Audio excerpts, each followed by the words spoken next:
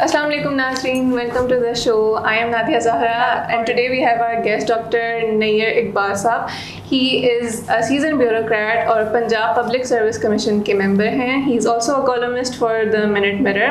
तो आज हम इनसे कुछ गुफ्तगू करेंगे G20 समिट के बारे में जो हाल ही में न्यू दिल्ली में हुआ है. Welcome to the show sir. Thank you ma'am, thank you. अच्छा, तो सर जो रिसेंटली कॉन्फ्रेंस हुआ है G20 का इंडिया में, it's been a very hot topic recently. तो मैं आपसे सवाल करना चाहती हूँ कि it's been a big step from India side. तो how has this impacted India's position on a global stage? India को ग्लोबल स्टेज पे बहुत ज़्यादा इसका फेवरेबल मिला है एप्रिसिएशन. तो जो इंडिया के लीडर्स चाहते थे जिस तरह से मोल्ड करना मामलात को, उन्होंने करने में कामयाब हुए हैं और मैं तो उसको बड़ी अप्रिशिएट करूँगा the way they have got conducted their conference. और जो तमाम मतलूबा मकासद थे उनके सामने वो सारे उन्होंने हासिल कर लिए हैं. असल में बेसिकली तो it was double edge weapon कि एक तरफ उसका इंटरनेशनल इमेज बनाना चाह रहे थे प्राइम मिनिस्टर मोदी, और दूसरे जो है वो इंटरनली उससे पॉलिटिकली बहुत फ़ायदा उठाना चाह रहे थे क्योंकि इलेक्शन आपको पता है उनका बिल्कुल करीब है, आपने खुद इंडिकेट किया अभी.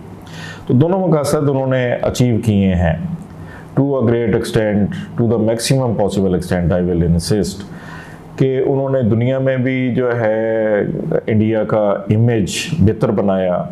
इतनी बड़ी कॉन्फ्रेंस इतने अच्छे अंदाज में और इतने महारत के साथ उन्होंने सर अंजाम दी है, और उसके साथ साथ इंटरनली भी अपनी पब्लिक को उन्होंने इन्फ्लुएंस किया है, उनके ऊपर बड़े अच्छे असरात छोड़े हैं, और अगले इलेक्शन में ये उनके लिए बहुत ज़्यादा सूदमंद होगा ये पूरा अमल. तो किसी भी एंगल से आप देखें तो they have succeeded a lot in their purpose. बिल्कुल sir, specially prime minister Modi के लिए he is facing general elections next year as you said. तो उनके लिए मतलब what takeaways are there from the G20 summit which will benefit prime minister Modi in the elections next year? Elections में देखें, एक तो उनके लिए ये बहुत फ़ायदामंद होने वाला है कि इंटरनेशनली जो इमेज उन्होंने इंडिया का कायम कर दिया है, और उससे पहले आप देखें कि G7 की जब कॉन्फ्रेंस हुई है उसमें इंडिया बहुत इम्पोर्टेंट पेडिस्टल पे पहुंचा हुआ था. उसके बाद जो है जो इलाकाई कॉन्फ्रेंसेस जितनी हैं सारी उनमें डोमिनेट करता है इंडिया हर लिहाज से. और इंटरनली जो इंडियन पब्लिक है वो बहुत मुतासर होती है इस किस्म के जो शोज़ हैं. I will repeat the word shows. जो हकीकी गेन होता है किसी कौम का, उसके लीडर्स उसको प्रोजेक्ट जो है मैनी फोल्ड ज़्यादा करते हैं. तो ये जो G20 है अभी न्यू दिल्ली में मुनक्कद हुई, इसको इंतहाई महारत के साथ और इंतहाई चाबकदस्ती के साथ, सियासी चाबकदस्ती आई विल से, उसके साथ जो है अगले इलेक्शन तक वो इसको तादेर ज़िंदा भी रखेंगे और इलेक्शन कैंपेन के दौरान इसको हाईलाइट करेंगे कि इतनी बड़ी कॉन्फ्रेंस हमने मैनेज की है. 20 साल हो गए हैं देखें बने हुए, पहली दफ़ा इंडिया में कॉन्फ्रेंस हुई है जो उन्होंने मुनक्कद करवाई है. और नंबर 2 उसके साथ साथ जो है जो इंडिया ने अपने मकासद हासिल किए हैं इंटरनली भी, वो भी पब्लिक के सामने हाईलाइट किए जाएंगे, तो उनको बहुत ज़्यादा सियासी फ़ायदा पहुंचने वाला है इसका. बिल्कुल सर. अच्छा, तो बहुत सारे ग्लोबल लीडर्स ने पार्टिसिपेट किया है इस कॉन्फ्रेंस में, but Pakistan as we know is not one of them. तो सर ये G20 समिट जो इंडिया में हुआ है रिसेंटली, तो इसके पाकिस्तान पे क्या असरात होंगे? पाकिस्तान पे इसके असरात जो है, ज़ाहिर है इंडिया जिस भी जाविये से कामयाबी हासिल करता है, पाकिस्तान उसी दर्जे से, उसी डिग्री के साथ जो है उसको आप आसानी से कह सकते हैं कि डिप्लोमेटिकली सफ़र करना पड़ता है।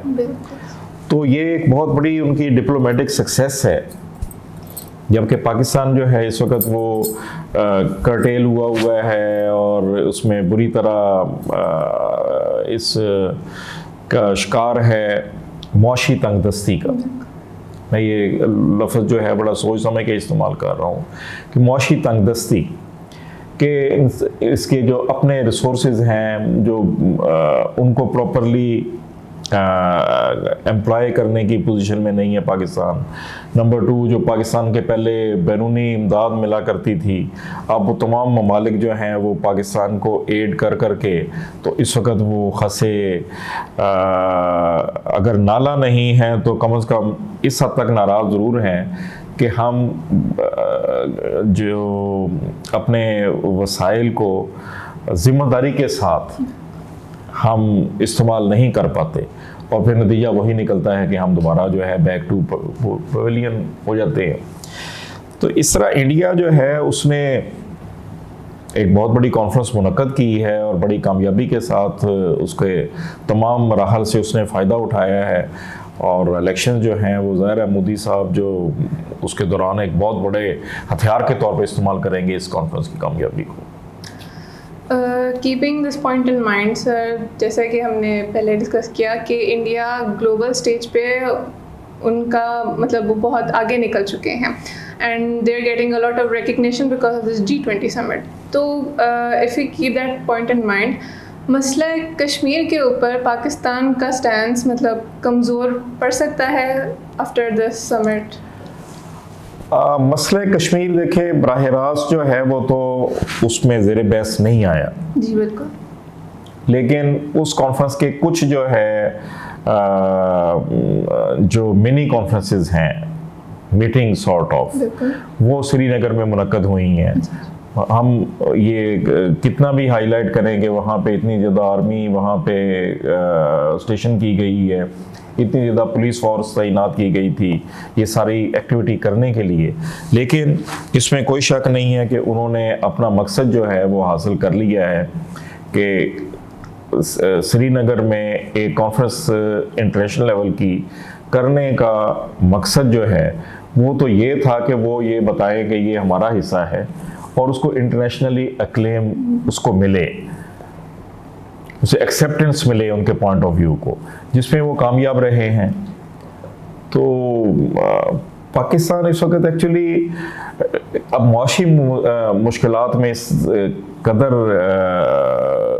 कॉट अप है, बैडली कॉट अप, कि उसके सामने इस वक्त कोई और रास्ता नहीं है कि सिवाय इसके कि वो भी सबसे पहले अपनी मईशत को बेहतर बनाए, अपनी इकोनॉमी जो है उसे बेहतर बनाकर स्ट्रेंथ गेन करे, फिर वो किसी और मामले की तरफ तवज्जो दे सकता है। अभी जो है Pakistan needs to concentrate on economy. Definitely sir. Okay, so moving on towards our last question.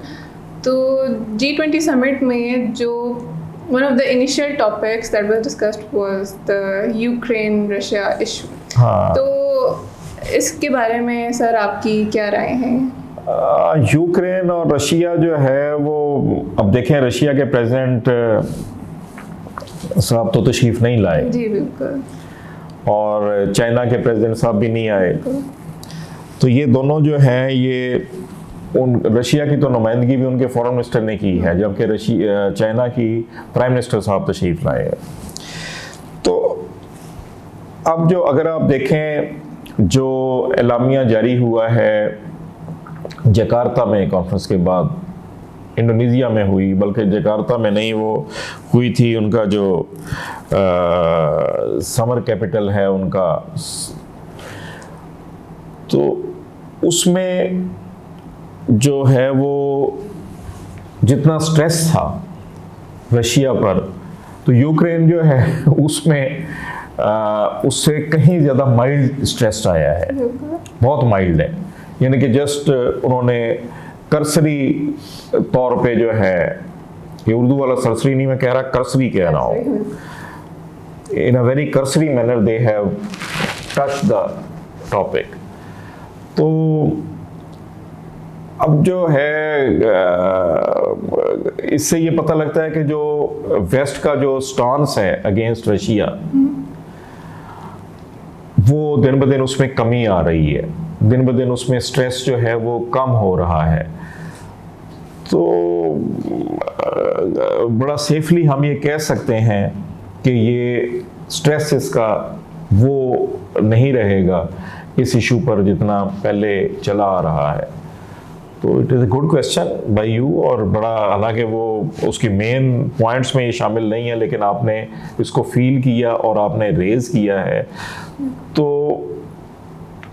इसको कॉन्फिडेंटली कहा जा सकता है कि जो स्ट्रेस है अमेरिकन लेड यूरोप का, वो खासा कॉम्प्रोमाइज़ हुआ है। बिल्कुल। अच्छा नाज़रीन, डॉक्टर नैयर इकबाल साहब ने आज हमें बहुत से इश्यूज़ के ऊपर इनलाइटन किया है, और इनका बहुत शुक्रिया कि इन्होंने हमें वक्त दिया और हमसे गुफ्तगू की। This is the end of the show. Thank you so much for watching. Allah हाफ़िज़। मज़ीद ऐसी वीडियोस देखने के लिए हमारे चैनल को सब्सक्राइब करें और बेल आइकन को दबाना न भूलें।